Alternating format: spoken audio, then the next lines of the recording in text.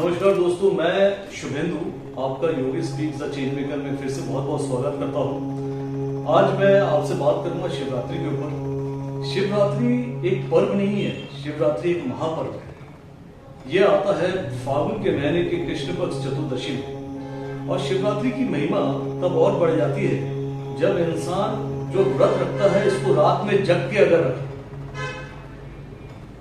जितना वो रात में जगेगा कोई इंसान उतना ही अच्छा होता है, क्योंकि शिवरात्रि की विशेष कृपा जो होती है वो रात्रि में ही होती है। शिवरात्रि क्या है यह हर किसी को पता है, इस दिन क्या हुआ था, लेकिन ये विशेष क्यों है? ये विशेष इसलिए है कि इस समय कुछ तारे, नक्षत्र, ग्रह इस तरह से आ जाते हैं जो इंसान की हर मनोकामना पूर्ण करने के लिए उत्सुक या व्याकुल हो जाते हैं। और इसलिए इस दिन सिर्फ हम इंसान ही नहीं बल्कि गंधर्व, किन्नर, यक्ष हर कोई इस शिवरात्रि मनाने के लिए तैयार रहते हैं। यहाँ की कुबेर भी शिवरात्रि के इस दिन के लिए बैठे रहते हैं कि उनका भी भंडार, उनका भी जो सोने का भंडार है वो बढ़ता चला जाए।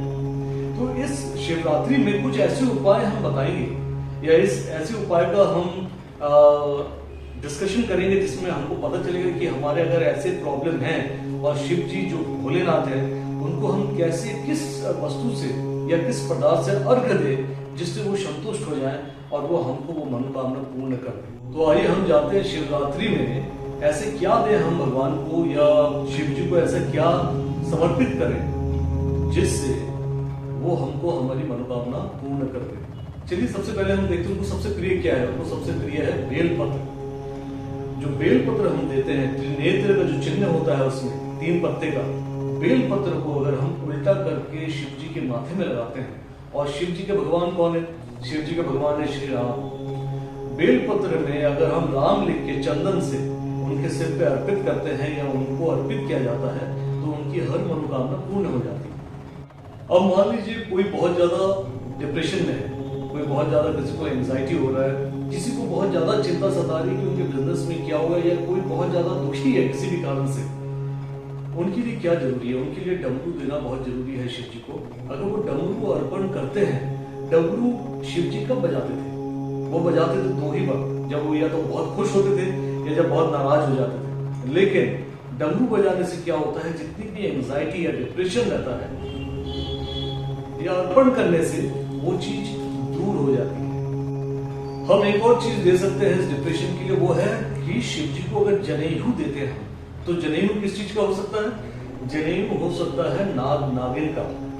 अगर हम उनको नाग नागिन का जोड़ा या तो तांबे में दें, कोई ज्योतिष बोलता है कि इनका सूर्य बहुत खराब है या मंगल बहुत खराब है, तो अगर वो तांबे का नाग नागिन का जोड़ा अगर उनको समर्पित करते हैं तो उनका मंगल या सूर्य दोष कट जाता है। अगर कोई बोलता है कि चंद्र खराब है या चंद्र क्षीण है या शुक्र खराब है, तो वहां पे वही चीज चांदी का अगर नाग नागिन का जोड़ा दिया जाए तो उससे वो चीज दूर हो जाता है। तीसरा होता है गुलाल।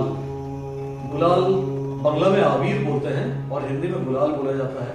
अगर गुलाल हम भगवान को चढ़ाते हैं, वो क्या होता है, उस गुलाल को लेके वापस अगर कोई बहुत ज्यादा बीमार है, किसी को अगर स्किन डिजीज है, अगर कोई किसी भी तरह का बीमारी में है, वो गुलाल लेके अगर उस जगह पे लगा दिया जाए तो वो गुलाल से वो डिजीज चला जाता है।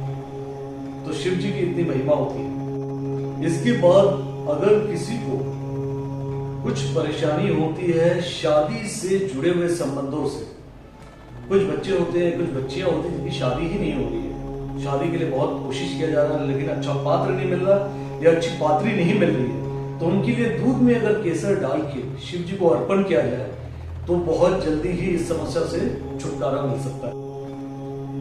ये एक ऐसा चीज है जिससे सिर्फ वो संतान ही नहीं, वो मतलब लड़का और लड़की नहीं, जबकि उसके माँ बाप भी बहुत तरीके से, मतलब बहुत जल्दी ही उनको अपने लिए जमाई या अपने लिए बहू उनके लिए प्राप्त हो जाते हैं। अब आते हैं उनके लिए जिनको आर्थिक समस्या बहुत ज्यादा है, जिनके पास पैसे की तंगी है, वो ऐसा क्या दे जिससे शिव जी उनको इस चीज का आशीर्वाद दे कि उनको आर्थिक तंगी ना हो।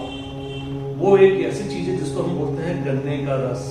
उनको गन्ना बहुत पसंद है शिव जी, तो हम उनको गन्ना तो ऐसे नहीं कर सकते, लेकिन गन्ने का रस निकाल के अगर उसको अर्पण करते हैं शिव जी के ऊपर तो आर्थिक तंगी से मुक्ति मिलती है। या उनके जो फंसे हुए पैसे हैं वो वापस आता है, या कहीं से कुछ उम्मीद है कि आज यहाँ से पैसा मिलना चाहिए और वहां से अगर नहीं आ रहा है तो वो गन्ने का रस चढ़ा सकते हैं, जिससे इस समस्या का समाधान हो सकता है। आर्थिक समस्या दूर करने के लिए एक और बहुत अच्छा उपाय है जिसको हम बोलते हैं पारद शिवलिंग की स्थापना। पारद शिवलिंग की पूजा करने से 1000 शिवलिंग की पूजा करने के बराबर का फल मिलता है। पारद शिवलिंग की अगर आप पूजा करते हैं तो उसमें भी आर्थिक समस्या का समाधान हो जाता है। सिर्फ यही नहीं, अगर पारद शिवलिंग की पूजा होती है तो आपके बिजनेस में भी बहुत बढ़ोतरी होती है। आज के जमाने में देखा गया मेडिकल साइंस जितना उन्नति कर रहा है उतना ही समस्या उत्पन्न हो रहा है, और सबसे बड़ी समस्या जो देखा जा रहा है आज संतान की प्राप्ति ना होना। संतान की प्राप्ति के लिए क्या करना चाहिए? संतान की प्राप्ति के लिए ऐसे क्या करें जिससे शिव जी प्रसन्न हो और तुरंत उनको उनकी मनोवांछित कामना पूर्ण हो जाए? उसके लिए आटे का गहरा शिवलिंग बना के अगर हम शिव जी को अर्पित करते हैं तो निसंतान होने का जो दुख है वो दूर हो जाता है। इसके बाद एक और जो आखिरी और सबसे बड़ी समस्या रहती है वो ये है कि पितृ खुश नहीं है हमसे। ये कई ज्योतिष लोग बोलते हैं, और पितृ दोष होता है कई लोगों को, ये भी बहुत बड़ा एक प्रॉब्लम है।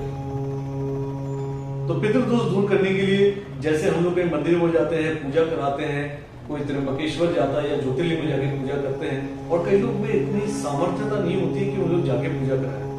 उनके लिए सबसे ज्यादा जरूरी ये होता है कि गंगा जल ले या कोई भी पवित्र जल लेके उसमें एक मुट्ठी तिल डाल के अगर वो शिव जी का उससे स्नान कराते हैं तो पितृ शांत होते हैं और पितृ दोष से मुक्ति मिलती है। ये कुछ समाधान हमने बताए हैं आपके सामने जो आप शिव जी को पूजा कर सकते हैं या शिव जी को अर्पित कर सकते हैं रात के वक्त, तो आपके समस्याओं का समाधान हो सकता है। देवों के देव महादेव आपकी हर मनोकामना पूर्ण करे। शिवरात्रि की आप सभी को बहुत शुभकामनाएं। और अगर ये वीडियो आपको अच्छा लगा और फ्यूचर में भी अगर ऐसे वीडियोस कुछ आप चाहते हैं तो जरूर सब्सक्राइब कीजिए। हम इसके बाद भी और अच्छे वीडियोस लाएंगे, और इसके बाद जितने भी त्योहार होते हैं या छोटी चीजें होते हैं जैसे प्रदोष व्रत हो गया या होली हो गया या कुछ और भी अगर आते हैं तो उसमें हम क्या उपाय कर सकते हैं जिससे हमारे जितने भी समस्याएं हैं उनके समाधान मिल सके। नमस्कार।